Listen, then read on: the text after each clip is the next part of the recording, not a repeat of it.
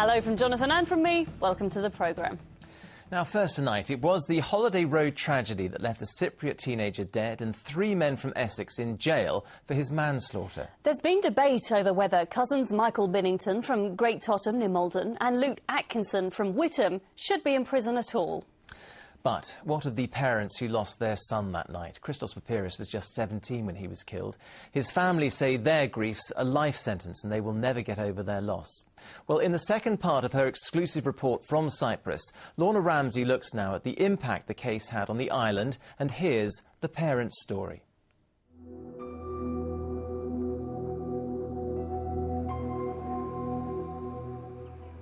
This is the date Georgia and Michalagi Papyris' lives changed forever. Their teenage son Christos was killed when a car crashed into the moped he was riding on. His death has resulted in 3 men from Essex serving prison sentences for his manslaughter. But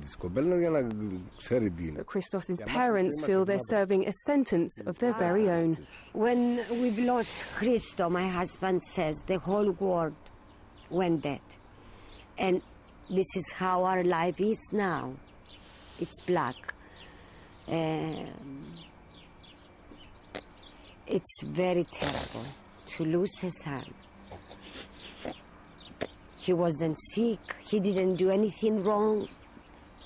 It's very bad. It's very, very hard. And it's very hard for my husband. This road in Proteras, near the resort of Ionapa, is where Christos lost his life more than 3 years ago. His friend Mario Demetrio, who was driving the moped, was seriously injured. This is the shrine that Christos Papyris' family have left at the scene of the crash. When Christos was knocked off his bike, he hit this lamppost and later died from his injuries. Julian Harrington from Whittam was driving the car and admitted manslaughter. The court in Cyprus heard that Harrington pursued the moped and hit it in a revenge attack for a fight outside a disco in which a friend of his was beaten up. But neither Cypriot boy was at the disco. Harrington's nephews, Michael Binnington from Great Totham near Malden and Luke Atkinson from Whittam, were passengers in the car. They were originally cleared of any blame, but they were later convicted on appeal in their absence. The 3 people in the car who hit the motorbike had the common purpose of pursuing and harming the people on the motorbike. This is the evidence we had.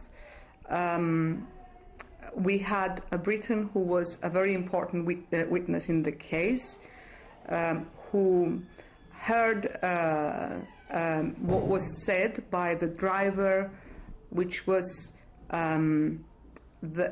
explaining that they were after the Greek boys because they've heard one of their friends, and he sort of uttered the phrase, "let's get them," whilst the other 2 were giggling. Atkinson and Binnington fought extradition for nearly 2 years. They say the crash was an accident and their only involvement was as passengers.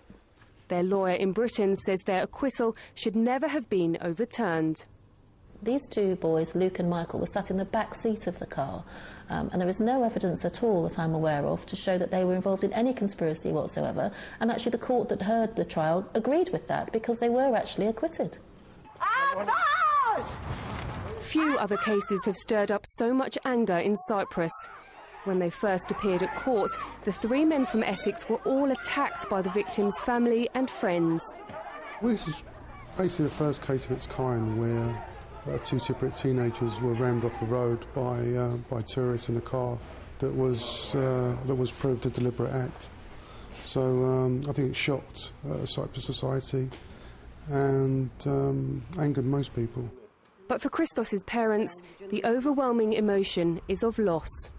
We've lost a son, a very beautiful son, at the time when us parents were going to enjoy them more because they've grown up.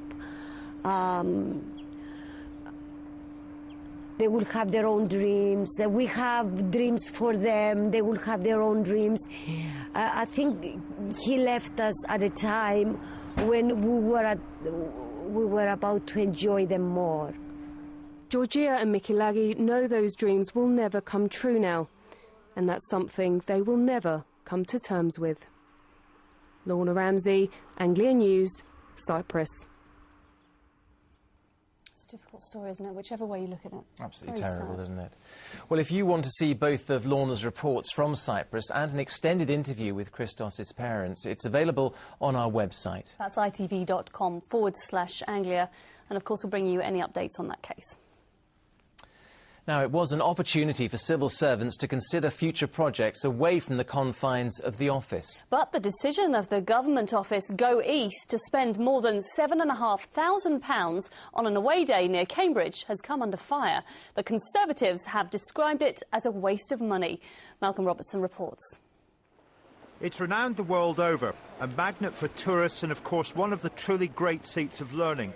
Whatever the weather, people flock to Cambridge.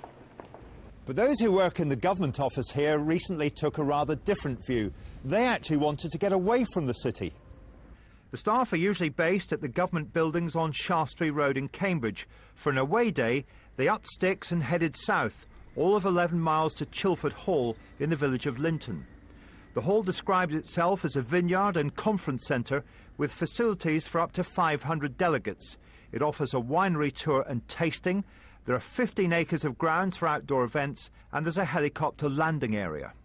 And here they spent £7,500 of taxpayers' money on their away day. All 150 staff enjoyed lunch, and they took part in a brainstorming session looking at what work they'd done in the past and what needed to be achieved for the region in the future. It seems one of their number felt sufficiently uncomfortable about the day that they contacted the Conservative Party. We've got 9,000 families in the eastern region who are in danger of losing their homes. I think this sort of exuberance with taxpayers' money in a Grade 2 listed mansion, a matter of a few miles from their headquarters, doesn't reflect very well on Go East, and I think there's some explaining that needs to be done about that level of expenditure. Chilford Hall insists it's not a mansion, but converted farm buildings. Its website claims this is a unique venue to host weddings, conferences and events and exhibitions.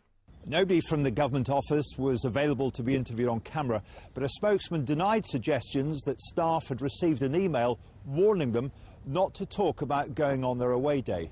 A statement said, "We were not able to hold the session on site due to the number of people and the format of the discussions. The event was held at Chilford Hall as it provided the best value for money." In Cambridge today, a range of views about whether this was a sensible use of public money. I would hate to think that anybody couldn't have a day out, but £7,500 does sound a bit steep. I can understand the company wanting to get everybody together and seeing, sort of, what needs to be done and stuff, yeah. So it's sort of understandable. There's no question, it's appalling in this day and age, particularly under the current circumstance. It's not right. It's a drop in the ocean compared with what bankers and governments are spending.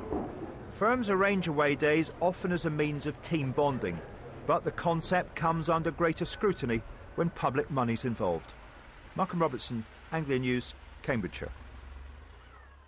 Now, reports coming out of Haiti suggest getting help to those in need continues to be difficult.